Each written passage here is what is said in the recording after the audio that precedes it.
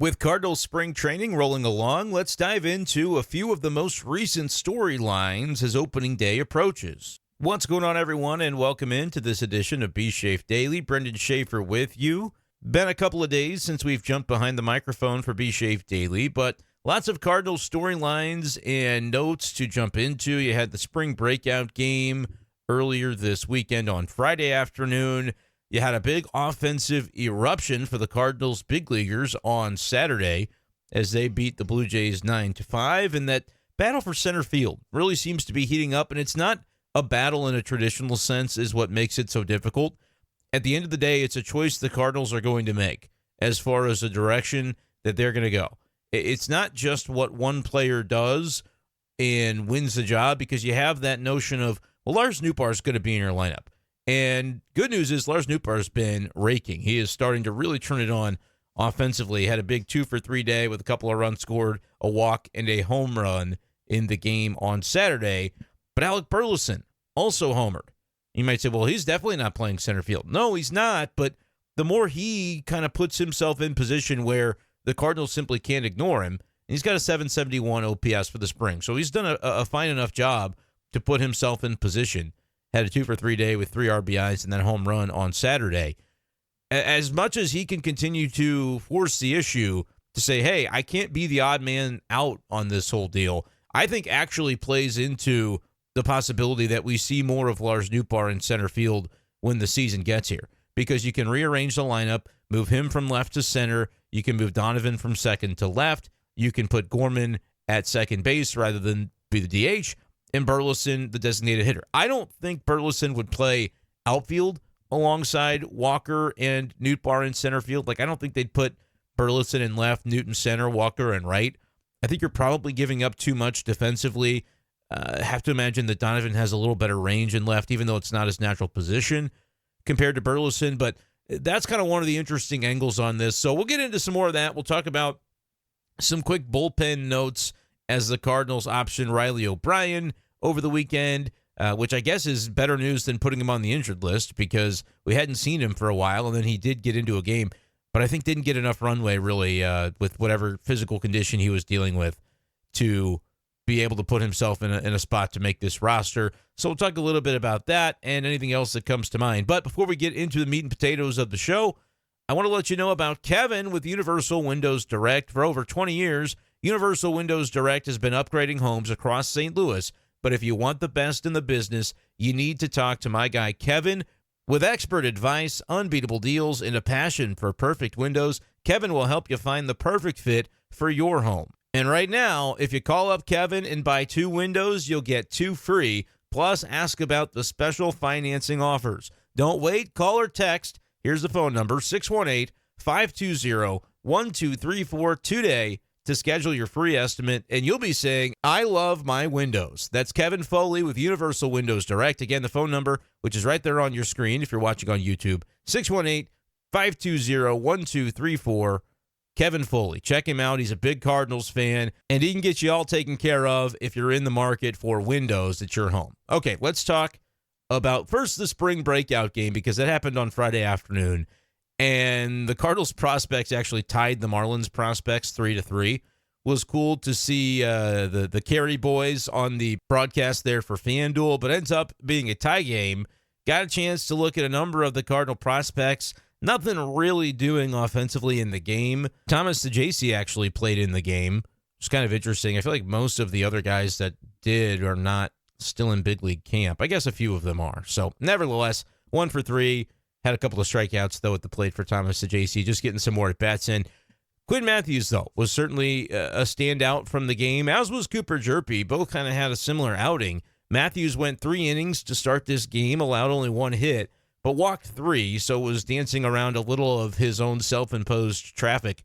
But 3 strikeouts in his 3 scoreless innings of work, and a similar tale for Cooper Jerpy, who got innings number 5 and 6, allowed 1 hit, couple of walks, but had 4 strikeouts in a pair of scoreless innings for Cooper Jerpy. So those are 2 guys who have been optioned to minor league camp, so we'll see them get their seasons underway. Don't know for sure if Jerpy is going to end up at Memphis or Springfield to begin. We know Matthews is going to get things started in Memphis and just be 1 step away from a potential big league debut, which I do think comes in 2025, as I've said.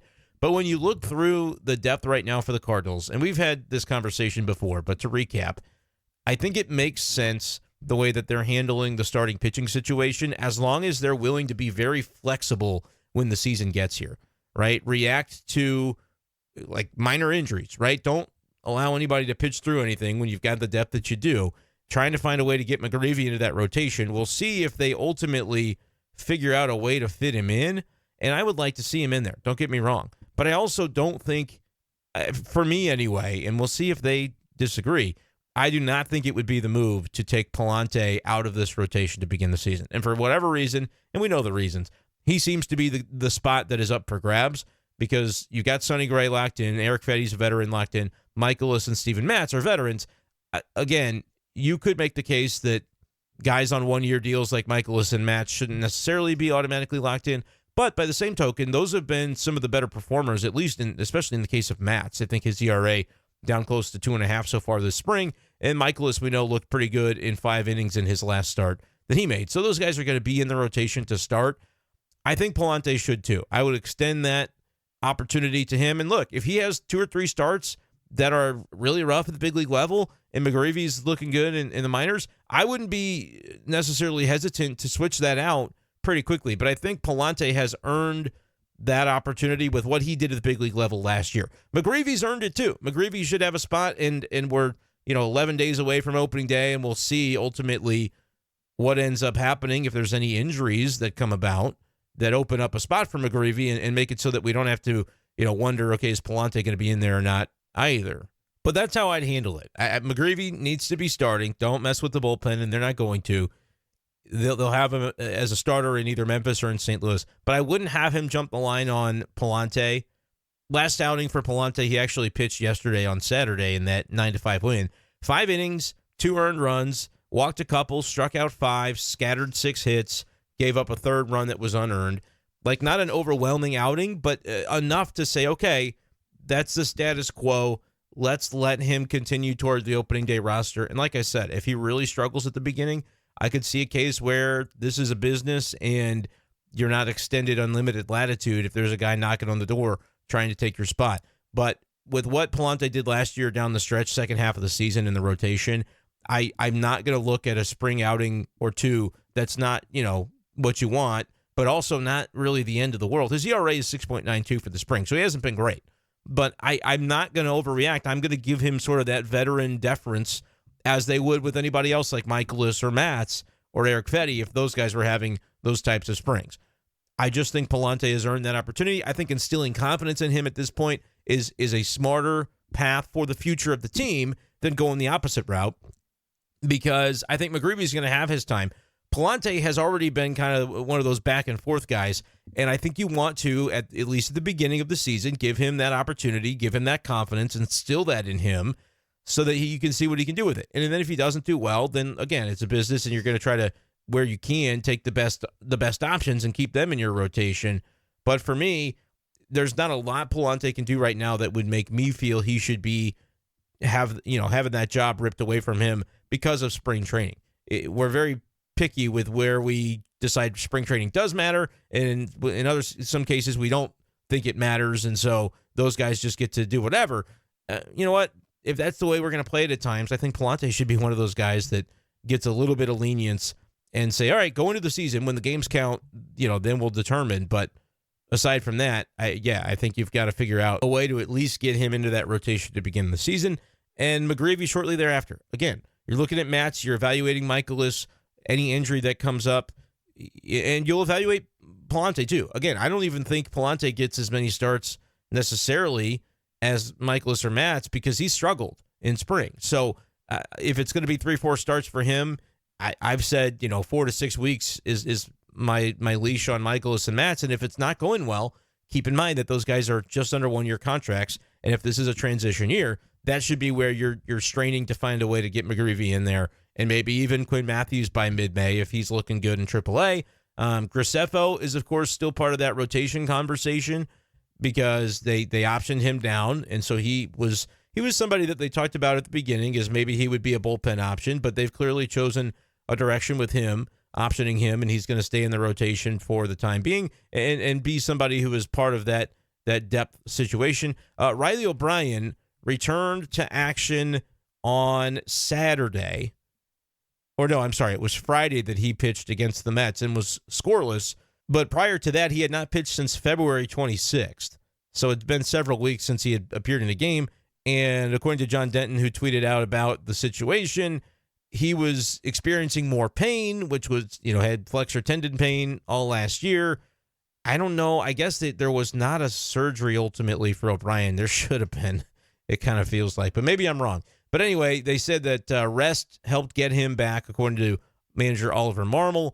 So he's back to health, but was dealing with some more of the pain that he dealt with last year, which kind of knocked out a good chunk of his spring, made it to where he wasn't really a candidate for the roster or that opening day bullpen. But if he's healthy, he'll pitch in Memphis, and he'll be an option sooner rather than later, and one that I think of all of them has a chance to develop into a back end of the bullpen type of guy if things break well. But again, with the way that the last couple of years have gone for him, it's kind of hard to think that, there's a reasonable expectation for things to break well. But, he did strike out Ohtani. He'll always have that. So I'm still very high on him if he's healthy. I think he's going to be somebody that makes an impact if healthy. But I can't predict him to stay healthy right now if he was just recently experiencing the same sort of flexor pain that he had that cost him a lot of time last year. So we'll see. But keep him in mind. Chris Roycroft has been great. I think he should definitely be in this bullpen. Hasn't given up an earned run yet this spring. Had a scoreless inning, allowed a walk and a hit that he worked around, struck out a batter in the game on Saturday. 0 ERA. Also a 0 ERA for JoJo, who had a scoreless inning with a couple of Ks on Saturday. So Roycroft is in my opening day bullpen if I had it pegged that way. Your right-handers would be Helsley, Fernandez, Phil Maton, who they're going to ramp up here quickly, and Roycroft. Your lefties, JoJo, Libby, and John King. I don't know who the fifth righty that's obvious is. It might be Kyle Leahy as the guy that I'm kind of overlooking potentially here, because he's been great. He hasn't given up an earned run this spring either, and has been more of a multi-inning weapon. Three outings in March for him, 2 innings each, didn't give up a run in any of them. Now, granted, he's probably getting into some of those games toward the middle to later portion, which is allowing for him to face maybe some lesser competition. You'd like to see him in there like they do with Helsley, with JoJo, and some of these outings, get him in there right after the starter is done, to where there's maybe some big league batters still in there. But look, the sample size is pretty strong. 6 innings. I don't know how many of that has been against, big league caliber names or not, but 7 strikeouts, 6 innings, 4 hits allowed, no runs. Yeah, Kyle Leahy's going to be in that bullpen too. So I think he's the spot that's honestly not even as much in question, whereas Roycroft maybe would be more in question. But in either direction, I think both of those guys are the answers. And, Nick Anderson's not. We don't have to paint it like, oh, he was improving and then, coughed up more home runs. Like, he had one outing this month that he did not give up any runs. It was a good outing, but it was one outing. And then he followed it up by giving up a couple of home runs. I don't think he's an answer for this bullpen, and I think he probably gets cast aside. Like, do you sign Phil Maton if you felt very confident in Nick Anderson? I was very encouraged by the idea of bringing him in. I was totally on board with it. But I think for a guy like him, the spring numbers probably should matter. I would not be stunned if they decide the spring numbers don't matter and they're going to bring him in if they think he's healthy because he's a veteran. And then you start the season with him, and if it doesn't look well, then okay, you can cut him and bring up, Roycroft or Leahy, whoever ended up getting left out. Like, I don't think Ryan Fernandez's spot should be up for discussion. He proved himself last year. Anderson's got a 13.5 ERA. He gave up 2 homers in the game on Saturday in an inning. The one outing that he had that was really strong was scoreless on the 11th of March, had 2 strikeouts in an inning of work. But overall, in March, it's been 3 1/3 innings, 7 earned runs. And going back to February, had a couple of outings, gave up 1 run on a homer. So for the spring, I believe that makes 8 runs in 5 1/3 inning. Home runs allowed, has given up 3. I don't know. Like the Cardinals, again, they may decide that the best version of their bullpen with upside for some veteran experience includes Nick Anderson coming along and figuring it out. And if he does that early, great. But I don't think you want to spend too many appearances in the regular season after already seeing in spring, like, yeah, it doesn't really look like you want it to look. But they could bring him along. And if they decide to me, that means Roycroft probably starts in Memphis. But again, and I get it. I get the deferring to veterans thing. I do think there are areas, because the fans complain about, well, you said it was a transition year and you're throwing all these veterans in our faces. That's kind of a common critique from Cardinal fans, which is fair. In some cases, I understand it. Like when I've described it with the rotation, I've said, look, as long as they are just going to have a short leash with guys that are on one-year deals if they don't perform, then I'm okay with that, because you can have a little bit of ramp-up time for those younger starters to make sure that they're ready to roll. The one difference is I do think McGreevy is ready to roll, and you might not give him the chance to because of having those veterans around. But I think it's okay, because starting pitching depth can really crater quickly if things go poorly. And so having just a little bit of a cushion there, I'm all right with.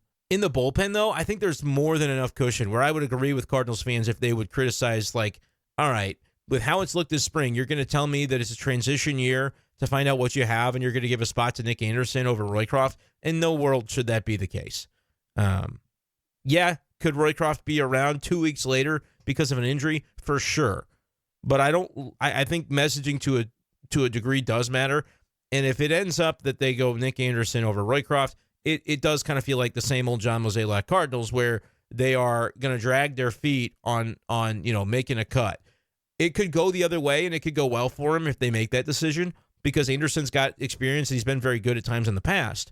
And so, not wanting to potentially cast that aside after you got to look at it in spring and maybe saw some moments where you liked how it looked, I could understand that. But I also think, again, where does the line get drawn on, hey, this is a transition year where we're trying to sell the future to the fan base? Nick Anderson is not very likely to be on the Cardinals in 2026, right? So I think as much as there is potential there that you could be letting walk away, and look, they'll probably give him one or two more opportunities in spring. And if it looks good right before the season, they'll put him on the team, and I'll agree with it, because I think the margins are that thin on just needing to see a little bit from Anderson to recapture kind of what he's been at times in the past. But if it doesn't get to that point, and you've got a guy in Roycroft with a 0 ERA, it shouldn't really be a conversation. It's not. It wouldn't even be. You cannot call it a competition at that point if Roycroft definitively wins it and they defer to veterans who at this point aren't even on the roster, because you'd have to get rid of somebody to do it. So I'm in the camp right now of, barring seeing something different from Anderson over the next week, I would not add him to the roster, and then he can exercise his option to become a free agent and see if he's picked up elsewhere. I think there has to be a line that gets drawn at a certain point where you reward the guys who actually have a chance to be a part of your team in the future, who are vastly outperforming the veteran player who's currently not even on the 40-man. I'm a big Nick Anderson fan. I've talked about loving to use his character, his card on MLB The Show 2020, which I know the new show is out, and I don't have it at this point because I just don't know if I'll have enough time this summer to play it enough to make it worthwhile, but we'll see. I'm not committed to that just yet. Just kind of getting through the start of March Madness and everything with a lot of workload that I'm doing there. So anyway, we'll see. Maybe the show will be in my future later on after the MLB season gets underway. But nevertheless, Roycroft for me right now is definitely earning the opportunity over Nick Anderson. And, contracts being what they are, I still think at a certain point the Cardinals should lean in on the transition aspect of it, and without seeing a real jump from Anderson in the next outing or two, I think they probably should lean toward not including him. But again, you keep him around, you continue to throw him, because what happens if Maton's not ready? What happens if Leahy's hurt? What happens if Fernandez is hurt? There are a lot of ways that this could still go over the next 10, 11 days. So we'll continue to kind of stay tuned and see what ends up coming of that. Elsewhere, let's talk about the center field thing before we get out of here, because I talked a little bit about it at the beginning. It's not a strict competition. If anything, I think the most informative character in the center field competition is somebody who will absolutely not be playing center field for the Cardinals. I think Alec Burleson is the most informative person, player, character in this whole conversation. Because if he just continues to rake where you can't avoid putting him in your number 2 hole in your lineup, or at least in your everyday lineup in some form or fashion, if that is the case, then there's not really anything else to talk about. Like, he's got to be in there, and the only way to do it is to have Nootbaar in center. And coming into the spring, I was very much, no, slow down. Nootbaar in center, bad idea. Siani needs to play center field. Granted, I didn't think Siani would hit 061 for the spring. He had a hit yesterday, 1 for 3, but he's still hitting 061. Could he come back into the season if he's your starter and playing every day and he has another, 550, 570 OPS, kind of like he did last year? Absolutely. Spring is not all too informative. For a while, people were worried about Brendan Donovan. And I was like, don't worry about Brendan Donovan. Yesterday, he was 3 for 4, 2 RBIs. He's still only hitting 207 for the spring, OPS 557. He's going to be just fine. I want him on all my fantasy baseball teams. I almost said football. I think he's in a great spot. It's going to be just fine. Contreras has been raking. Nootbaar looks great. Mason Wynn's starting to come around a little bit. 1 for 4 with a run scored yesterday. Still a pretty low average for the spring. We're not seeing very good things from Jordan Walker yet, but he was just reintroduced to the lineup, and so I'm not really going to overly react or be concerned about that. The thing of it is, Walker and Gorman are going to play. That's the way the Cardinals have couched it, so I'm going to believe them. Even if they're struggling in spring and struggling into the beginning of the season, I think they're supposed to get that runway. If that's the case, you have to have Nootbaar in center field to get Burleson in there. And as much as I was not even in favor of that at the beginning of the spring, I'm resigned to it at this point.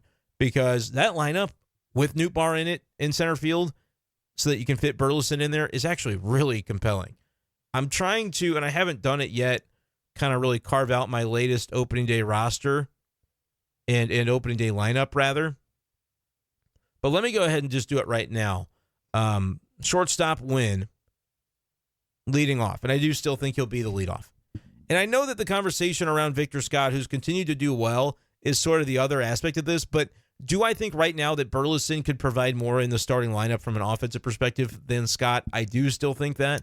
Let Scott go back to Memphis, where he really still has never had success in AAA and on a sustained level where the numbers reflect it, and maybe see how that looks in April. And if he looks like he's looked in spring, then you go, okay, I trust that this is real. Let's bring him up, and you figure it out. But otherwise, Burleson to me has got to be in there.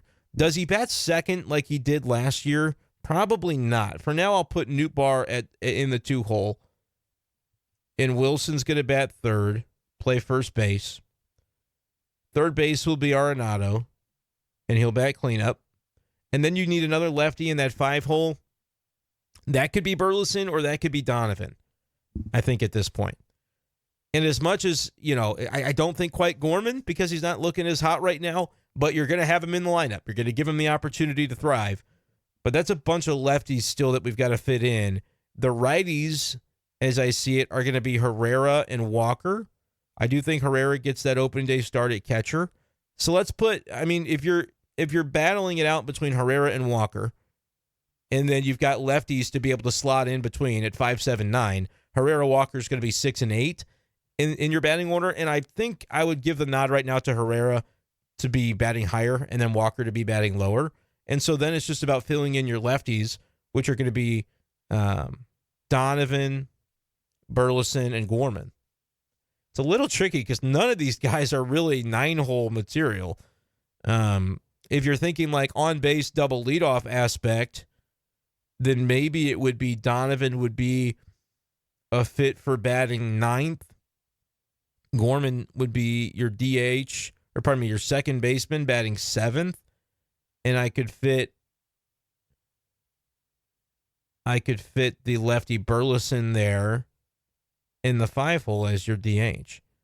That is not really something that we've seen, but I think that's what I like the best. And I like Brendan Donovan a lot to where I think it's silly that you would bat him 9th. But, that's what I'm saying. If you put Nootbaar in the lineup, let me know, Cardinals fans, what you think about this. I think it's actually offensively a really interesting group. Wynn, Nootbaar, Wilson, Arenado, Burleson, Herrera, Gorman, Walker, Donovan. The other way you could go with it is just simply flipping Donovan and Mason Wynn. Bat Wynn 9th.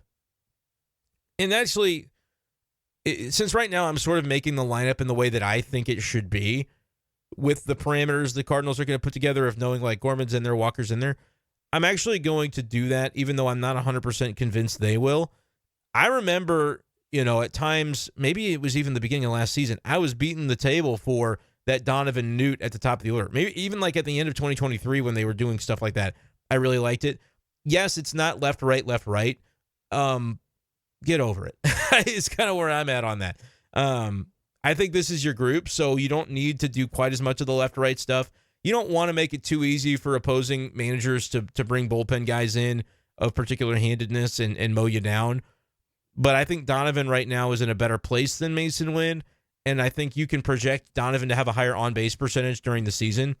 So that's the way I would like to do it. If you wanted to shake it up and really try to, level out the left, right a little bit more, you could maybe put Contreras in the 2-hole.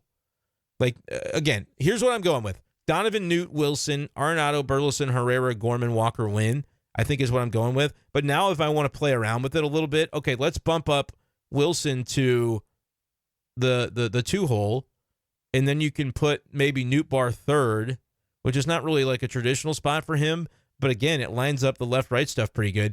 If you're also trying to get a good at-bat out of things, and you like how Burleson's swinging it, you could go Burleson third, Nootbaar fifth.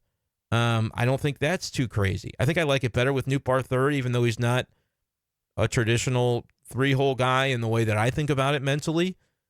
That makes it kind of interesting as well. Another thing you could do is you could just you could go Burleson leadoff, man, and you could say, hey, our leadoff guy is going to take good swings. He's not going to strike out. He's going to see pitches. He's going to battle. He's going to put the ball in play.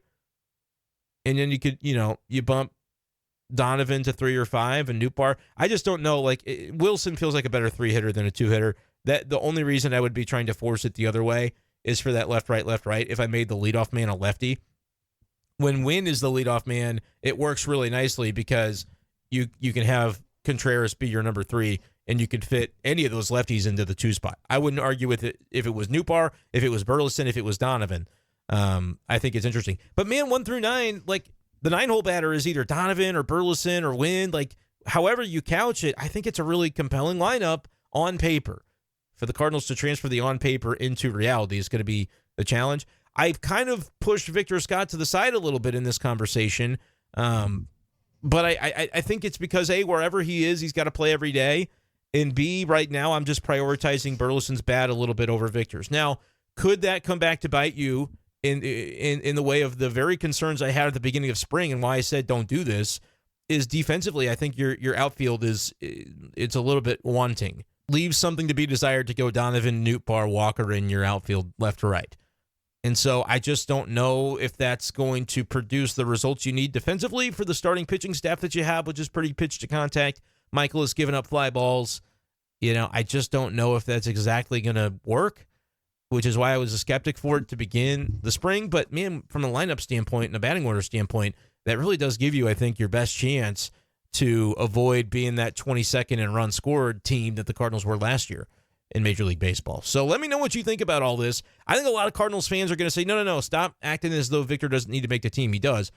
If you did put Victor on the team, which look, if he's on the team, it's to play every day in center field, and I think that's your better defensive alignment while also being able to balance the idea of providing some offense so that you don't lose too much value there in center field with Ciani struggling offensively the way that he has.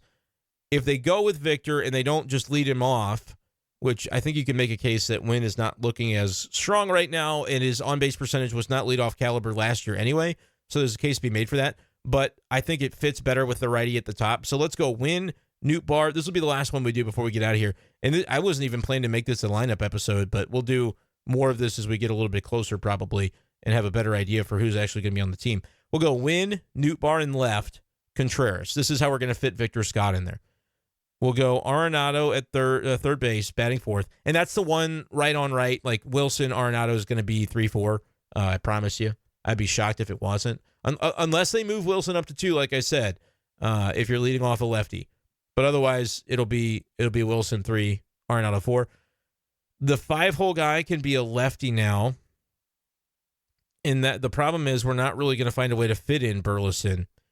You could do Gorman if you're trying to maximize the power. I don't want to do that, though. I would rather have Donovan bat up there a little bit higher.